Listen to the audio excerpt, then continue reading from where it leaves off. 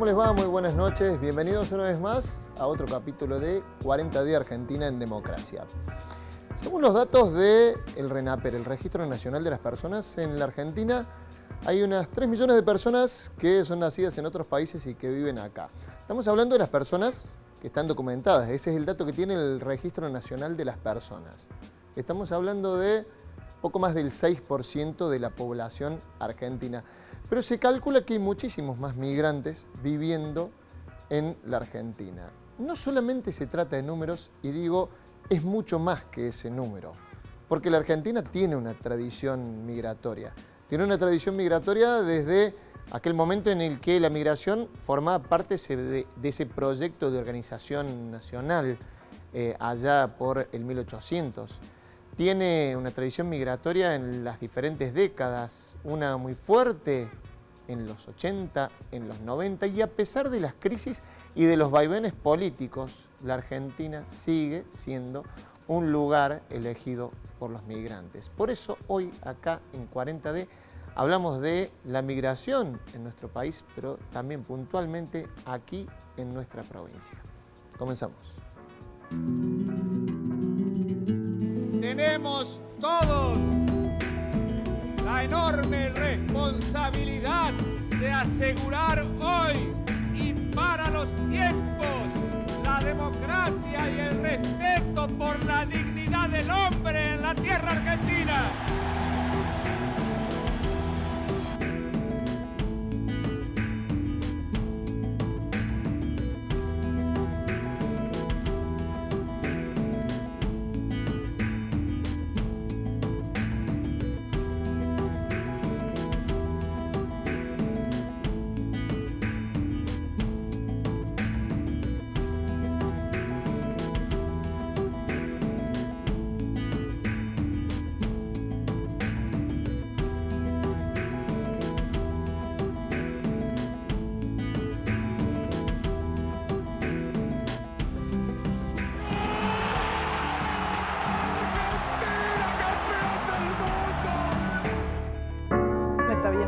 Abrimos 40D hablando de, decía yo, las migraciones que no se limitan o no solamente nos va a llevar a tocar estos 40 años de democracia reciente.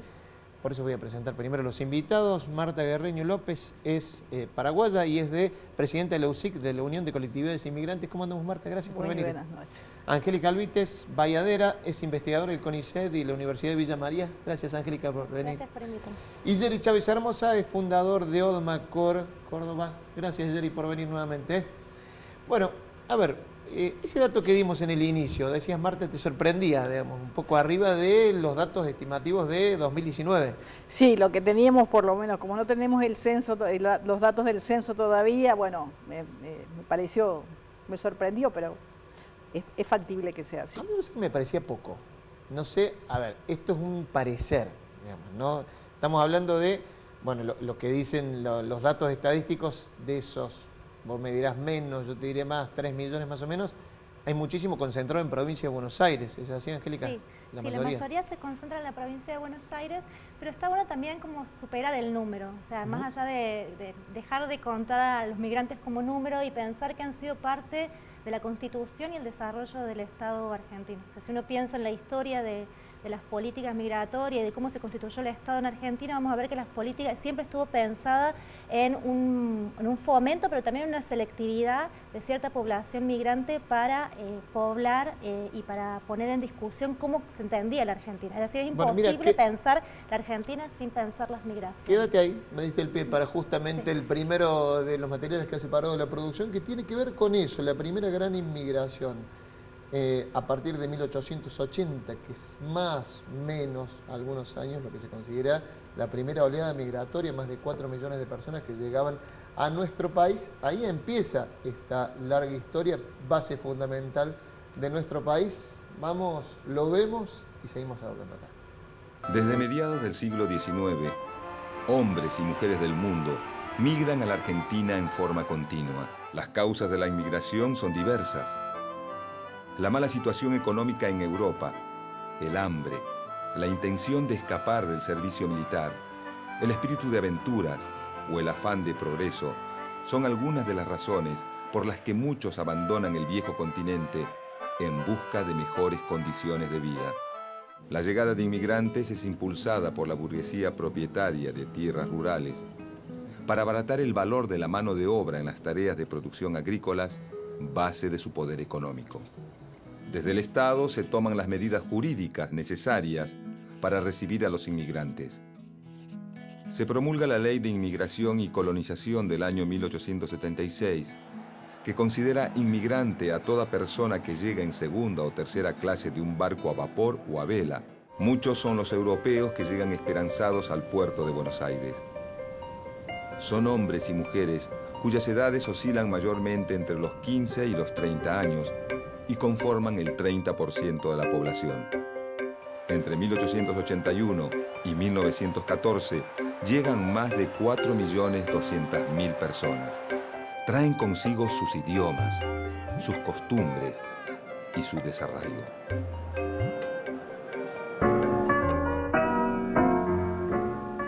Y eso tiene que ver con lo que venías diciendo, ¿no?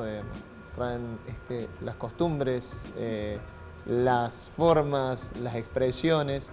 4 millones de personas que en ese momento constituyen 30% más de la población. En ese momento la población migrante era muy importante. No tengo ahora los datos estadísticos, pero sí algo interesante es que pensar que romper con la idea de que en la historia de Argentina siempre fue una política de fomento. Si bien hubo una política de fomento, también hubo una política de selectividad. ¿A quién se seleccionaba? En este caso, pensar a los migrantes como los que bajaban de los barcos. Claro. Entonces eran los de segunda y tercera clase, los de primera clase no eran considerados migrantes y eran principalmente asociados a varones jóvenes con capacidad de trabajar la tierra, producir. Entonces había una selectividad, no era una cuestión de la idea de ese discurso de puertas abiertas o el discurso del crisol de razas, se pone en tensión. O sea, hubo una intención del Estado argentino de pensar una política selectiva, fomentarla, pero selectiva. Y eso va a ir cambiando con el transcurso de los tiempos, pero siempre con esa tensión todo el tiempo entre el fomento y la selectividad.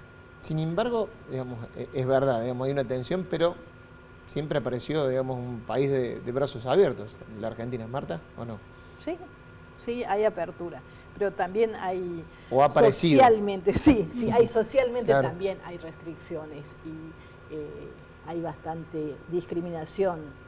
Por más de que se quiera negarlo, yo repito e insisto en esto, hay discriminación y es un tema que tenemos que conversarlo y tenemos que tratar.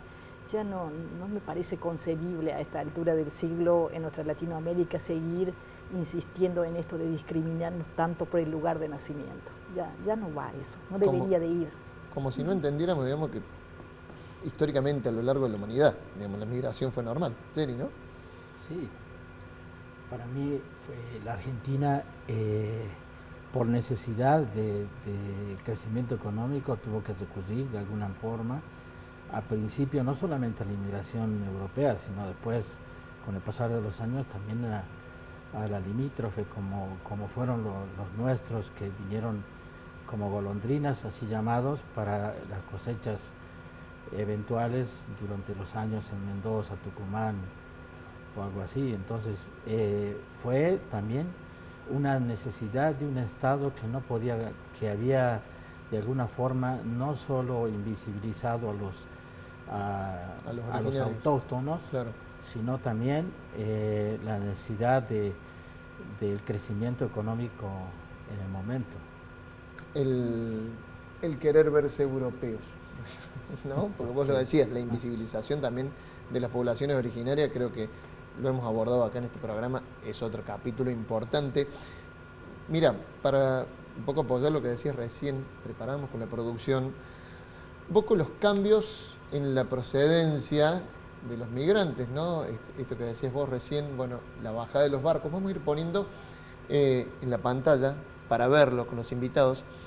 Ahí tenemos, por ejemplo, lo que es 1860 y los inmigrantes italianos que ocupan el primer lugar los uruguayos, en segundo lugar chilenos en tercero, pero bueno, la gran inmigración italiana, 1900, italianos y españoles. Y mirá el cambio que hay con respecto a las siguientes placas, la de 1950 o la de la actualidad. Sigue siendo en 1950 una importante cantidad de inmigrantes italianos y españoles, Pero ya para 2021 tenemos a paraguayos y a bolivianos ocupando ese primer lugar. Incluso al día de hoy la comunidad paraguaya es la más grande en la Argentina. ¿Qué nos dice ese cambio, Angélica? Yo creo que hay como una combinación, volviendo Siempre, digamos, a ver, yo entiendo lo que vos decís de profundizar y salir del número, pero también es importante para leerlo, ¿no? Me estás peleando. Adelantadamente. Te estás adelantando. No, A ver, la me atajo. No, es pensar que no es solamente pensar si la política interna argentina, sino lo que pasa a nivel regional y lo que pasa a nivel mundial. Claro. A veces ciertos conflictos bélicos, como las guerras, las hambrunas en diferentes lugares, producen ciertos movimientos que en otras circunstancias no lo harían. Entonces uno puede, entre comillas, fomentar la migración europea, que parte de nuestra Constitución Nacional todavía tiene ese espíritu de traer europeos a la Argentina, pero eso no quiere decir de que las personas efectivamente lleguen, porque hay ciertas condiciones socioeconómicas, internacionales, regionales, que habilitan o permiten que las personas puedan moverse o no. Ciertos controles, por ejemplo, los ingresos y demás, van modificando el movimiento de las personas. A eso me hacía referencia. Entonces, claro, efectivamente ya no la Argentina, América del Sur, en algún momento se pensó internacionalmente como un lugar, entre comillas, vacío, esto que decía también Jerry. Entonces había que poblarlo. Entonces, claro. ¿Cómo lo poblas? Con mano de obra blanca, varón, europea, para civilizarnos. Esto es muy simple, pero en realidad no terminó de... Entonces, claro, en un momento eso ya no tenía un sentido ni práctico ni teórico para poder seguir funcionando. Las ideas de Alberdi en aquel momento. Las ideas de Alberdi que están tan nombradas ahora, un poco recortadas. Están nombradas en este momento.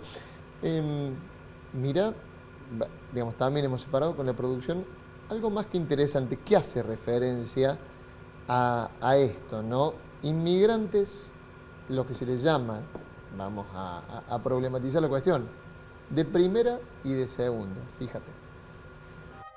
Hay una percepción errónea de lo que es la migración y como digo, se instaló también en el sentido común esta idea de que inmigrantes verdaderos, honestos y trabajadores eran los europeos y que los nuevos inmigrantes, incluso ya no solamente los de origen africano, sino los de países latinoamericanos, también son maltratados y considerados como de segunda clase. Esas migraciones que fueron invisibilizadas durante casi un siglo o más, con la democracia tuvieron su revancha, por decirlo de alguna manera, ya que a fines de 2003 se aprobó la actual Ley de Migraciones que facilita la regularización especialmente de las personas que provienen de países latinoamericanos y del Mercosur.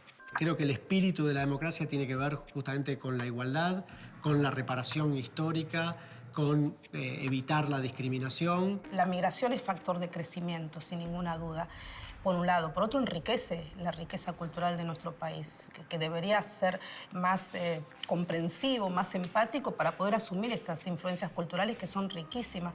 Argentina debería estar orgullosa de la diversidad que abarca y que engloba en su territorio. Está bueno para traerlo a esto, ¿no? De, digamos, a veces cómo se trataba al inmigrante, al de primera, al que bajaba de los barcos, el europeo, y bueno, y el que viene de países limítrofes, no, digamos, hasta que la democracia de alguna manera repara o no eso. ¿Jerry? Sí, la democracia creo que ahora, en este momento, le da la posibilidad al migrante de visibilizar su problemática. O sea, la democracia le sirve como, no digamos de revancha, pero se hace lugar para que la democracia lo considere como un sujeto de derecho. Porque la política, pese a que la Constitución es explícita con los inmigrantes, de alguna manera la ha invisibilizado y ha anulado ciertos derechos. Al anular los derechos del inmigrante ha hecho de alguna forma esta categorización de migración, porque directamente fuimos considerados los de tercera clase y un poco menos tal vez.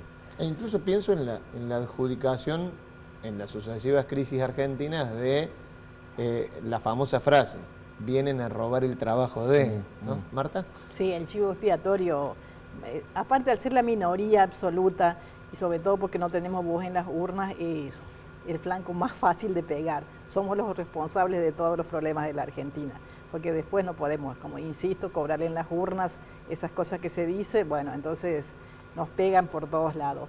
Y por ahí me pareció también interesante lo que decía María Inés ahí en el informe del cambio, que en el 2003, cuando se aprueba la ley migratoria, la 25871, ahí se facilitó la radicación de los países latinoamericanos. Amplía un poco el contenido más o menos general de esa ley. ¿Qué implica? Y primero, en su artículo 4 dice que migrar es un derecho humano. Bien. Así que ya con esa base ya estamos súper adelantados. Y el otro es que por la simple nacionalidad, los países del Mercosur y asociados podemos radicarnos. Entonces ya no había problema. Antes tenía que tener o un contrato de trabajo o estar estudiando, estamos hablando de paraguayos, peruanos, bolivianos y todos los vecinos de la patria grande, y con la 25871 ya por la nacionalidad podías regularizar tu situación, simplemente el ser de un país vecino, digamos. Entonces ahí un montón de personas se pudieron radicar y ya ser número de legalidad. Por eso es que aparecieron 680.000 paraguayos. No es que, capaz que antes sí había también, claro, pero estaban invisibilizados totalmente porque no tenían documentos. La gente que veníamos a estudiar y todas esas cosas podíamos tener nuestro documento. Pero ¿quién conseguía un contrato de trabajo? Era prácticamente imposible. Entonces, al facilitarse la radicación a los países latinoamericanos, empezaron a aparecer los números reales de las mismas personas que estaban en la Argentina. Esa gente que vos le preguntás, se radicaron en el 2004, en el 2005, pero están hace 20 años atrás. Totalmente. El número, digamos, está bien reflejado. Hay mucha más gente que no está documentada y que está en la Argentina. No, yo creo que esos números son bastante reales, sobre todo con los países limítrofes, pues, porque hay ahora está todo muy actualizado, claro, el paso de fronteras y todo eso, entonces los números son reales. Y los paraguayos, los bolivianos, pero no viajamos mucho. En la fiesta es súper común que viajemos, entonces no tienen muy registrados salidas, claro, entradas, entonces yo que sí creo que son esos números. Lo que pasa es que la percepción es siempre mucho mayor. La gente se siente rodeado porque justamente ven números, no ven ciudadanos, no ven individuos, no ven vecinos, no ven padres de familia, no ven compañeros de trabajo, ven gente de afuera.